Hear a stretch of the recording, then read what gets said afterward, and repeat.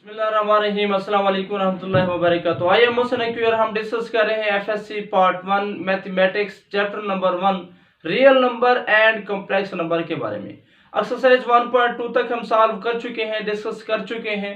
Next हम exercise 1.3 की theory के बारे में डिस्कस कर रहे हैं।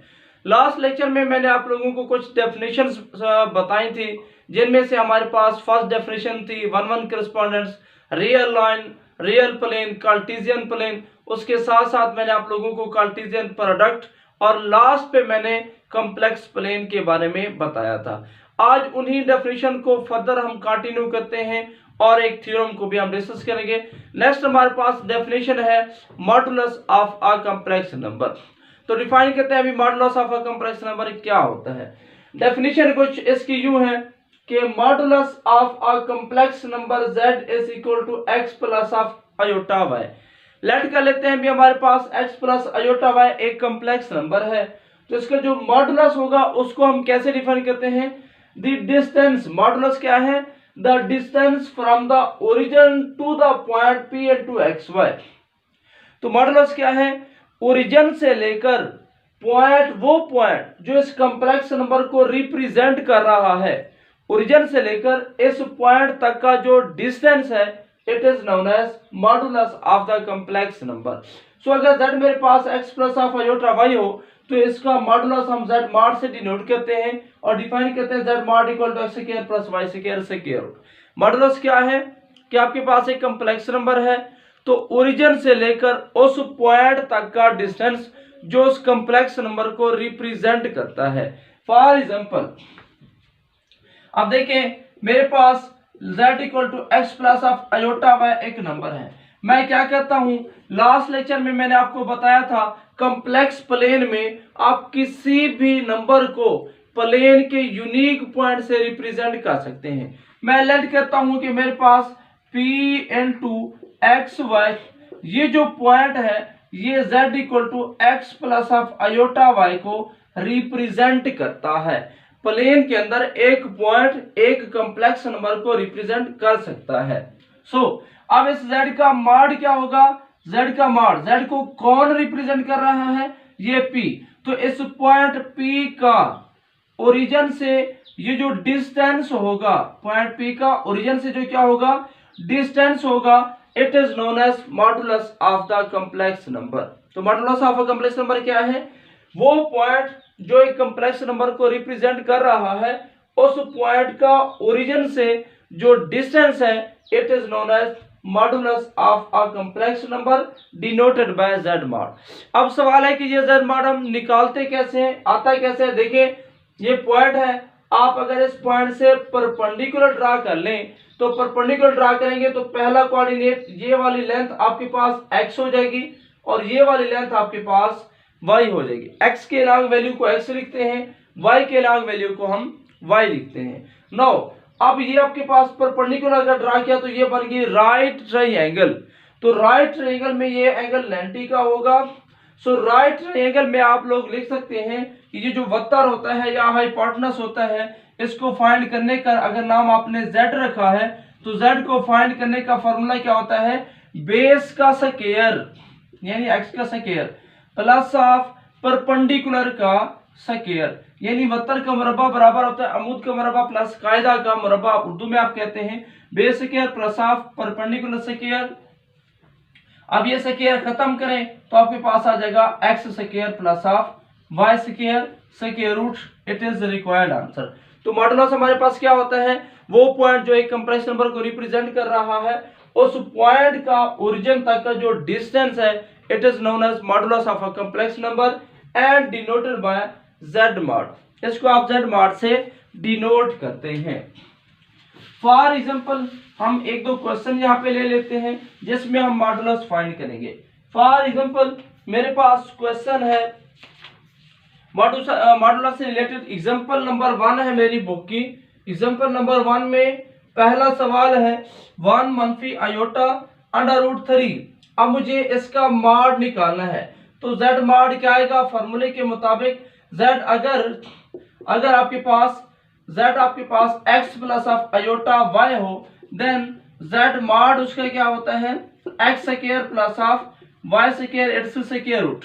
इन दिस केस ये जो हमारे पास क्वेश्चन है, x की वैल्यू मेरे पास 1 है, y की वैल्यू -3 स्क्वायर रूट है। नो z मॉड क्या आएगा, z मॉड मेरे पास आएगा 1 का स्क्वायर प्लस ऑफ √3 उसका square and it's square root. तो ये क्या आएगा आपके पास आंसर 1 प्लस ऑफ, ये मनफी का जब आप स्क्वायर लेंगे ये प्लस हो जाएगा, क्योंकि असल में ये यूं है -1 उसका स्क्वायर √3 उसका स्क्वायर एंड स्क्वायर रूट।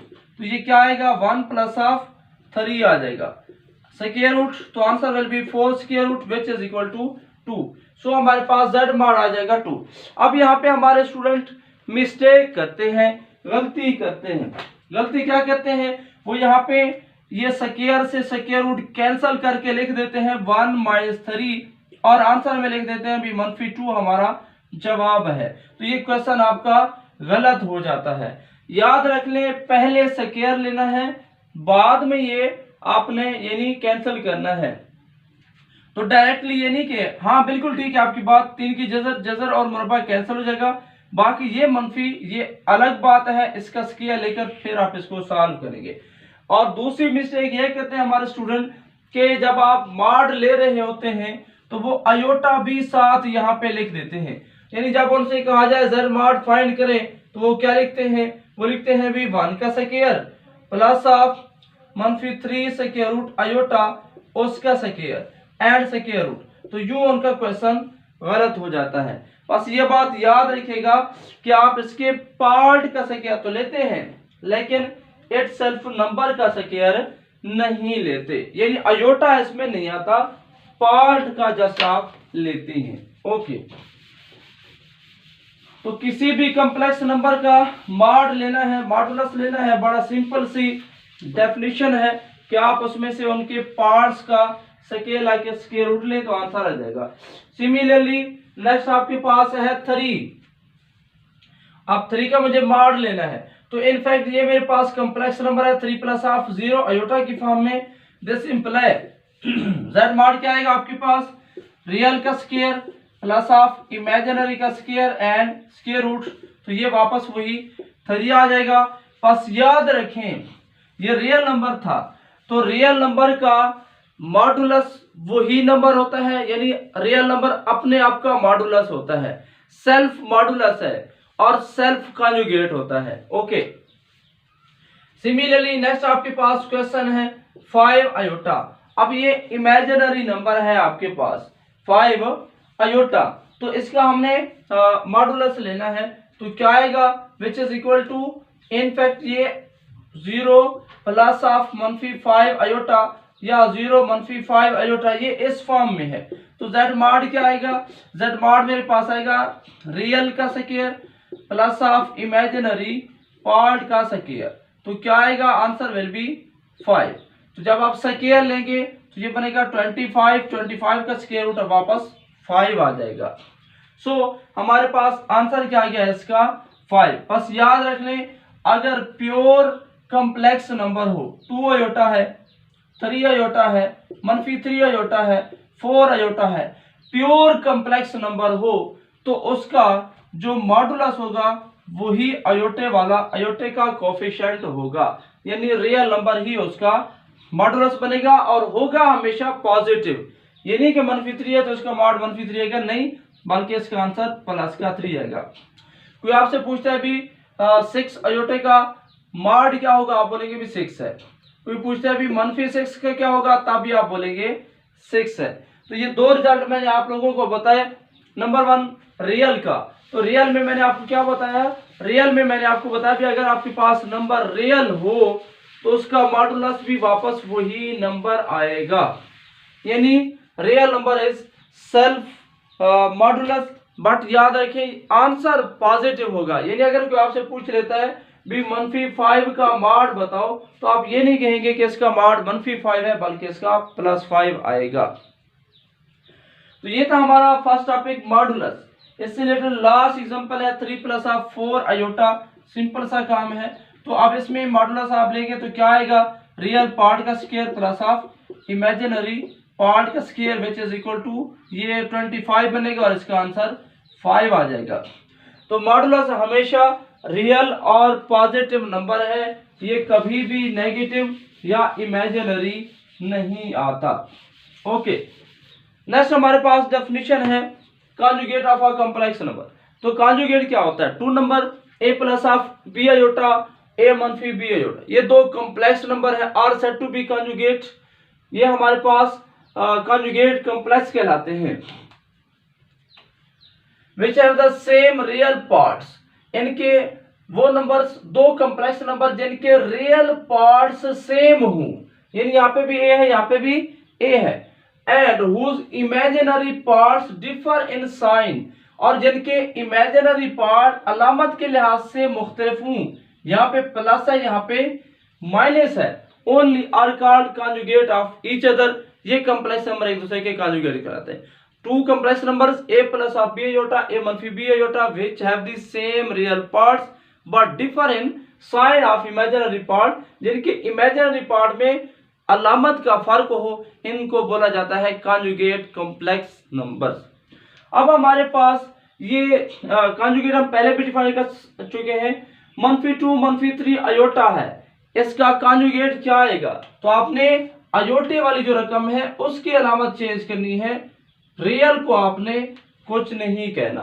बस याद रख लें, रियल का अलामत चेंज नहीं होती, अयोटे वाली रकम की अलामत आप चेंज कर लेते हैं। सो अगर आपके पास सिर्फ रियल आ जाए तो आपसे पूछा जाए भी इसका कॉन्जुगेट क्या है, तो आप बोलेंगे भी इसका कॉन्जुगेट वापस मनफी 2 है। ओके, तो हम कह सकते हैं complex real number are the self conjugate. Real number जो है, हर रियल नंबर अपने आप का कॉन्जुगेट होता है। मॉडुलस में भी यही बात आई थी, लेकिन मॉडुलस में क्या है कि हर रियल नंबर अपने आप का अपने मॉडुलस के इक्वल होता है, बट पॉजिटिव आंसर आता है, नेगेटिव नहीं आता। कॉन्जुगेट भी सेल्फ होता है, यानी सेल्फ कॉन्जुगेट, हर रियल नंबर अपना कॉन्जुगेट इक्वल आता है, और यहाँ पे ये दोनों सेम नंबर आते हैं। तो मैंने दो डेफिनेशन आपको बताई। नंबर 1 मैंने मॉडुलस बताया। मॉडुलस क्या होता है? एक कॉम्प्लेक्स नंबर को रिप्रेजेंट करने वाले पॉइंट का ओरिजिन से जो डिस्टेंस है, it is known as modulus, जिसको हम यूं ड्रा करते हैं, x square plus of y square and x square. दूसरा मैंने कॉन्जुगेट बताया, भी दो नंबर कॉन्जुगेट कहलाते हैं एक दूसरे के अगर उनके रियल पार्ट तो सेम हो, बट इमेजिनरी पार्ट में साइन का फर्क हो, अलामत का फर्क हो, तो इनको बोला जाता है भी ये हमारे पास कॉन्जुगेट कॉम्प्लेक्स नंबर्स हैं।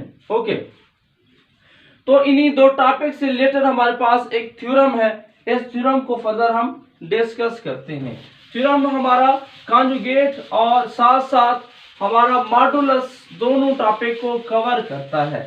इस थ्योरम के हमारे पास 8 पार्ट्स हैं, जिनमें से 7 पार्ट्स को आज कोशिश करेंगे फाइनल करने की। फर्स्ट पार्ट क्या है इसका? थ्योरम में पहला पार्ट के कॉम्प्लेक्स नंबर के अंदर मनफी z कॉन्जुगेट मनफी z बार, इन सब का मॉडुलस सेम आता है। सबका मॉडुलस क्या आता है? सेम वो कहता है आता है। तो सिंपल सी बात है, कैसे निकालें? लेट कर लें कि आपके पास z is equal to a plus of b iota, तो z मनफी z क्या आएगा? मनफी a मनफी b आयोटा। z कॉन्जुगेट क्या आएगा? आयोटे की अलामत चेंज कर दें, a मनफी b आयोटा, और मनफी z कॉन्जुगेट क्या आ जाएगा? मनफी a plus of b iota. तो जो चीजें मुझे रिक्वायर्ड थी 4 एलिमेंट्स वो मैंने पहले निकाल लिए। नो, अब इनका ले मॉड, तो z मॉड हमारे पास क्या आएगा? z मॉड हमारे पास आएगा रियल का square plus of imaginary part का स्क्वायर, इसको 1 का नाम दे दें। मनफी z मॉड क्या आएगा? वो भी मेरे पास आएगा रियल का square plus of imaginary part का square and it's square root which is equal to a का स्क्वायर। क्योंकि स्क्वायर हमेशा पॉजिटिव होता है, सो ये मेरे पास आ गया z मॉड, मनफी z मॉड। z कॉन्जुगेट का मॉड क्या आएगा? रियल का square plus of imaginary part का स्क्वायर स्क्वायर रूट, कॉन्जुगेट मेरे पास आ गया a का स्क्वायर b का square and square root. Result number 3। Okay, तो नेक्स्ट मेरे पास है मनफी z कॉन्जुगेट b, इसका मॉड, वहां पे भी यही केस होगा। कि रियल का स्क्वायर इमेजिनरी पार्ट का स्क्वायर, आयोटा साथ नहीं लगाना, ये बात याद रखिएगा, उसके पार्ट का स्क्वायर लेना है, ए का square plus of B square and it's square root. इसको 4 का नाम दे दें।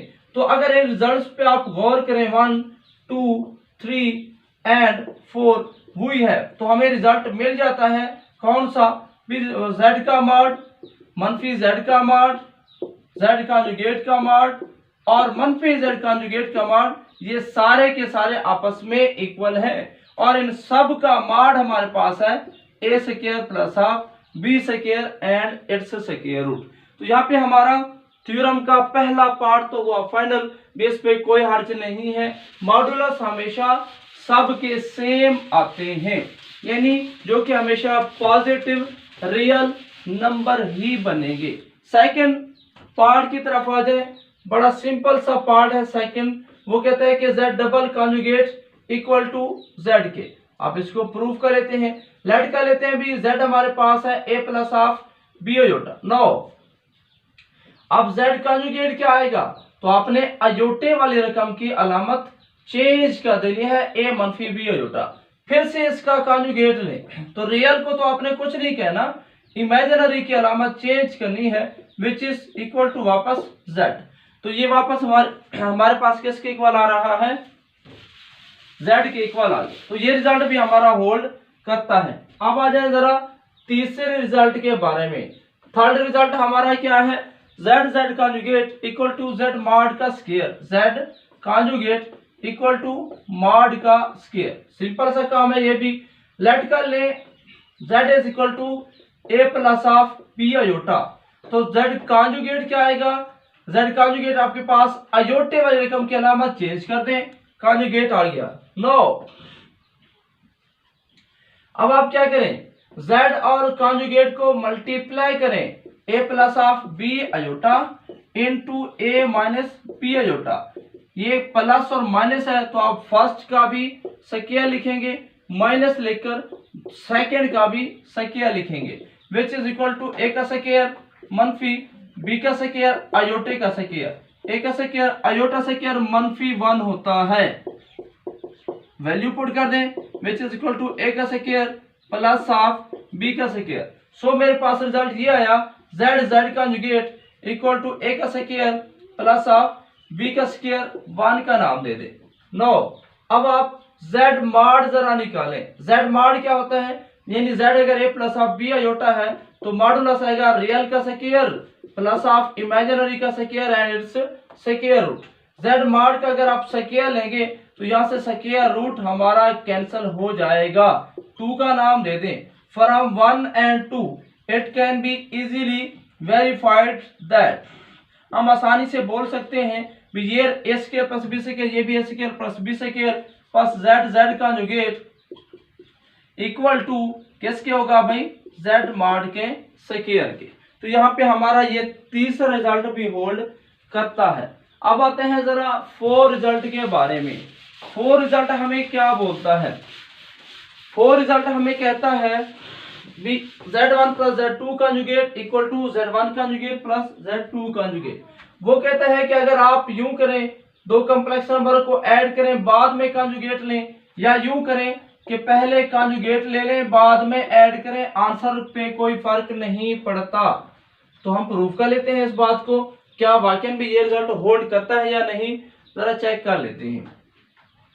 भी लेट कर ले z1 is equal to a1 plus of b1 iota, z2 let कर लेते हैं भी a2 plus of b2 aorta. Now अब z1 और z2 को जरा ऐड करें, z1 plus of z2 equal to क्या आएगा, ऐड करते वक्त रियल को रियल के साथ a1 plus of a2 plus imaginary को इमेजिनरी के साथ ऐड करते हैं, rules of addition of complex number. No z1 और z2 का कॉन्जुगेट ले ले तो क्या आएगा, a1 प्लस ऑफ a2। हमें पता है कॉन्जुगेट का मतलब होता है अयोटे वाली रकम की अलामत चेंज करना। सो मैंने अयोटे वाली रकम की अलामत चेंज कर दी, प्लस की जगह पे माइनस लिख दिया, a1 प्लस ऑफ a2। अब यहाँ से दो रास्ते हैं, एक ये होता है कि आप z1 प्लस z2 कॉन्जुगेट ये साइड अलग से हल करें, ये साइड अलग से हल करें, और दोनों को सेम आंसर बनाएं। सेकंड टेक्निक ये होती है कि आप ये वाली साइड लेकर ये बनाएं या ये वाली साइड लेकर ये बनाएं। ओके, तो अब मैं इससे ये वाली साइड बना रहा हूं, तो क्या आएगा, ये a1 plus of a2 minus का b1 आयोटा b2 आयोटा। अब आप सेपरेट करें, a1 मनफी b1 आयोटा अलग कर लें plus of a2 b2 iota अलग कर लें। अगर आप गौर से देखें तो ये मेरे पास a1 मनफी b1 आयोटा क्या है, ये तो z1 बार के इक्वल है। देखिए z किसके इक्वल था, a1 plus iota into b1। तो गौर करें, अगर मुझे z1 का कॉन्जुगेट लेना हो तो मैं आयोटे की रकम के साथ माइनस लिखूंगा तो मेरे पास ये जवाब आएगा। प्लस ये वाली रकम किसके इक्वल है, z2 कॉन्जुगेट, उसमें भी सेम केस है a2। जब कॉन्जुगेट लूंगा आयोटे के साथ वाली रकम चेंज हो जाएगी। पर साबित हुआ यहाँ पे ये ऑटोमेटिकली हमारे पास रिजल्ट ड्राइव हो गया, z1 z2 whole conjugate equal होता है z1 का कॉन्जुगेट प्लस ऑफ z2 का कॉन्जुगेट। तो यहाँ पे हमारे पास रिजल्ट नंबर जो 4 है वो भी हमारा फाइनल हुआ। तो वीडियो लेंथी ना हो जाए इस वजह से मैं यहाँ पे स्टॉप कर रहा हूँ। तो इंशाल्लाह नेक्स्ट लेक्चर में हम 5 से लेकर 8 तक इन रिजल्ट्स को प्रूव करने की कोशिश करेंगे। उम्मीद करता हूँ कि आज का लेक्चर आपको क्लियर हो चुका होगा। At the end, Allah Hafiz.